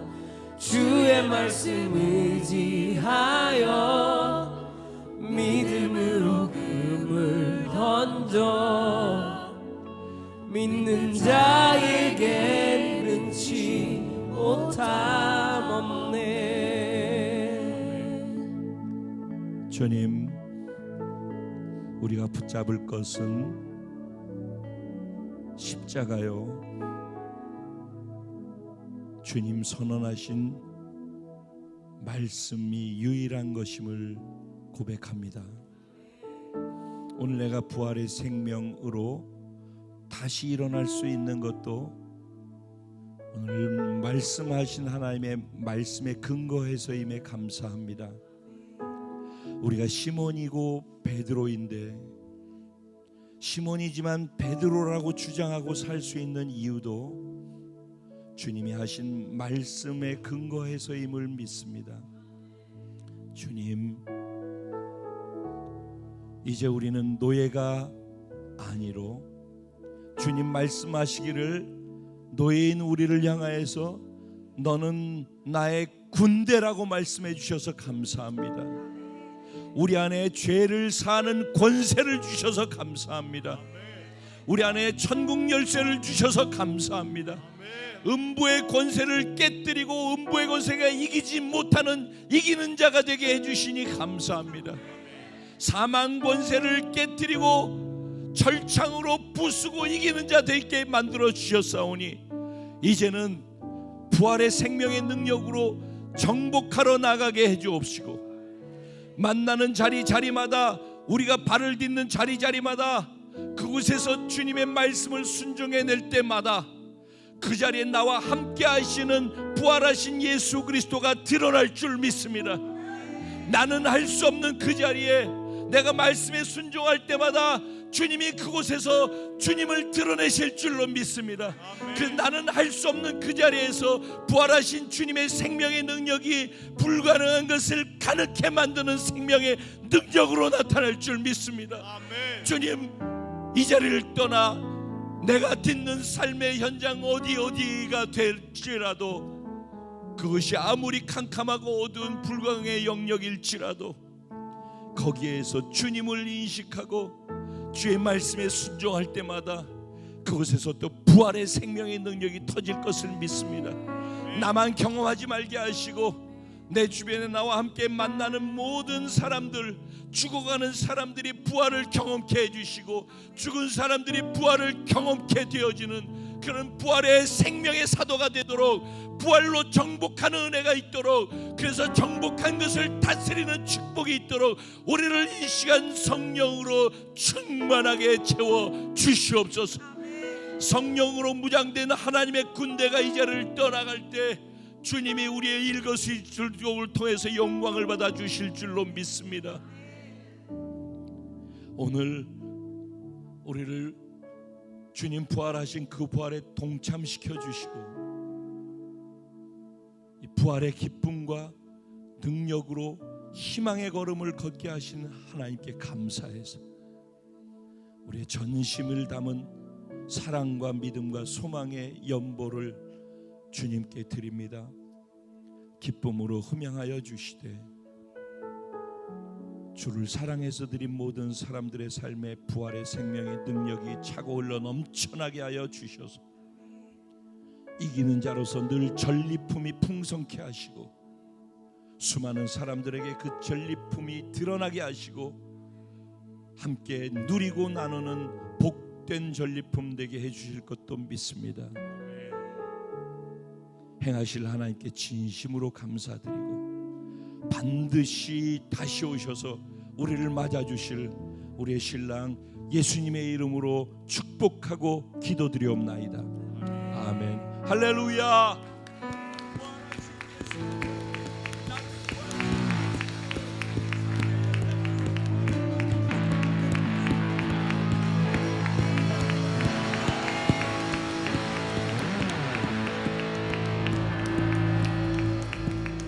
공동체 주신 찬양 우리 신앙의 고백으로 주님께 고백해 올려드리고 축도로 예배를 마치겠습니다.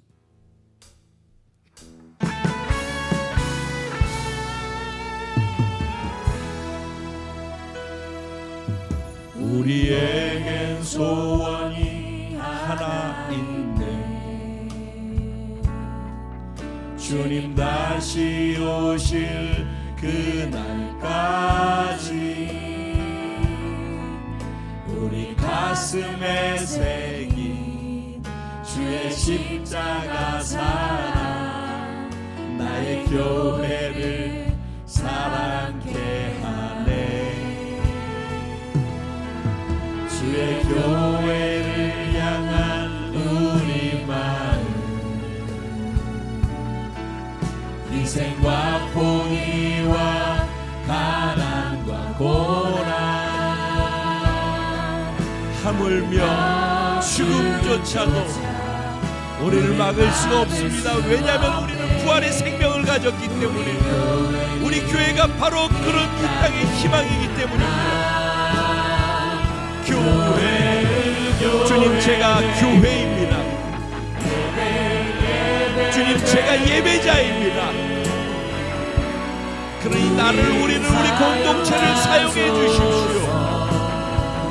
진정한 부흥의 날 오늘 임하도록 우리를 사용하소서.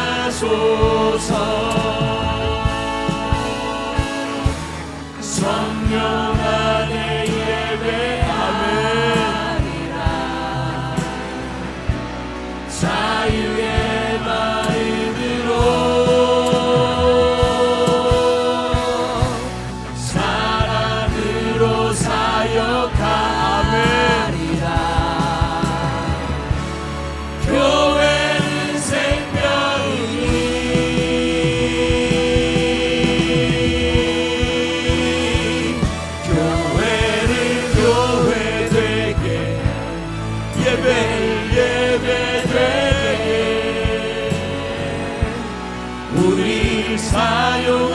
사용하소서.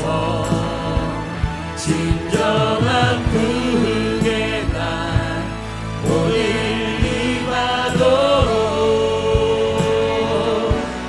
우리 사용하소서.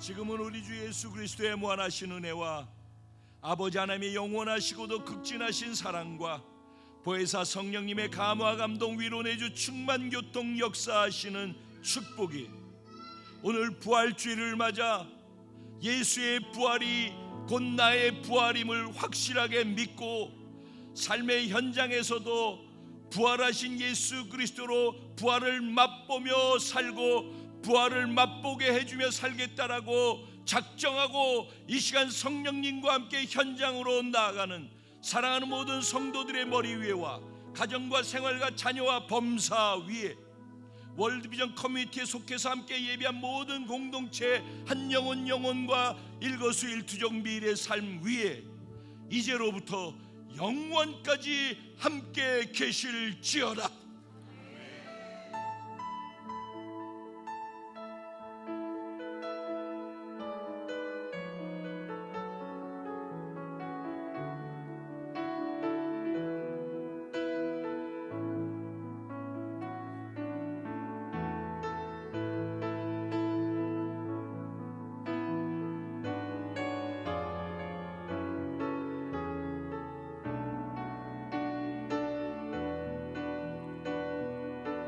할렐루야. 부활하신 예수님께 감사와 영광의 박수 올려드립시다.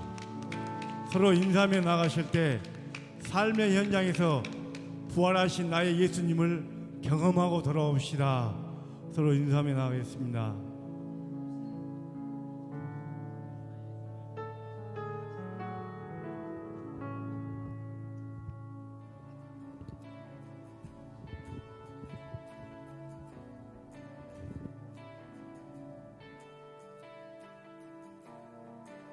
함께 고백합시다. 창조주 하나님과 창조주 하나님과 이 세상 사이에 한 사람 서슴